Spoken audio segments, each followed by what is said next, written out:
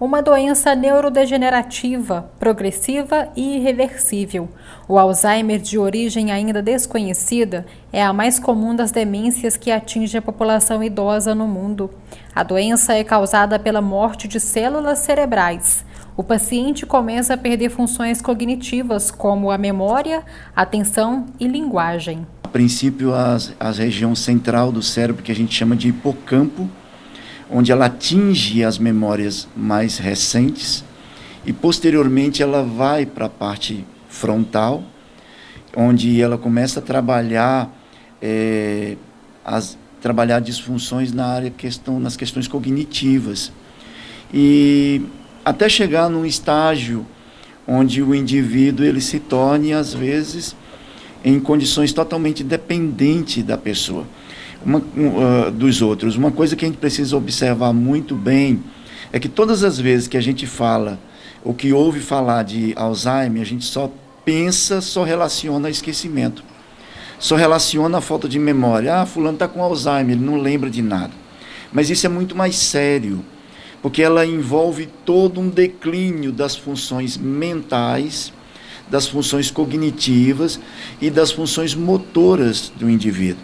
Ela, num estágio avançado, ela pode deixar o paciente acamado, em condições onde vai depender dos outros em todas as questões de sua vida. Os sinais começam a aparecer como alguns lapsos de memória, esquecimentos pontuais como números de telefones, nomes das pessoas, onde guardou objetos, o que ficam cada vez mais frequente.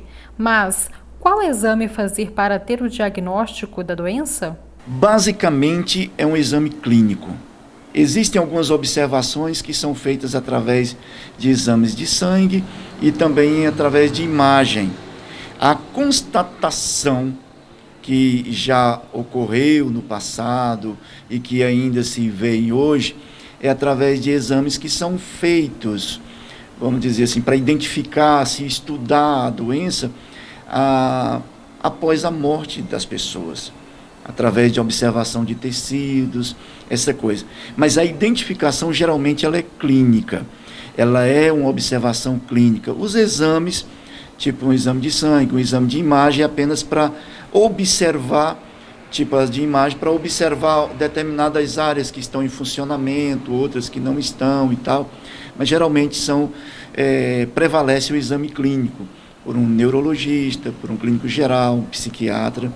O Alzheimer não tem cura. O que os pacientes podem fazer neste caso é o acompanhamento com médicos, uso de medicamentos e principalmente ter o apoio da família e do cuidador, como explica o psicólogo. Pode-se começar a trabalhar com terapeuta ocupacional, com fisioterapeuta, com fonoaudiólogo, para que de alguma forma possa retardar o avanço da doença. E existem certos medicamentos que os especialistas na área receitam para o paciente. A evolução é lenta e sua duração varia de paciente para paciente. O Alzheimer é uma doença que atinge toda a família. Geralmente o paciente não sofre, a família sim. É neste momento que os psicólogos auxiliam tanto os pacientes como também os familiares. A psicologia, ela entra diretamente com a família.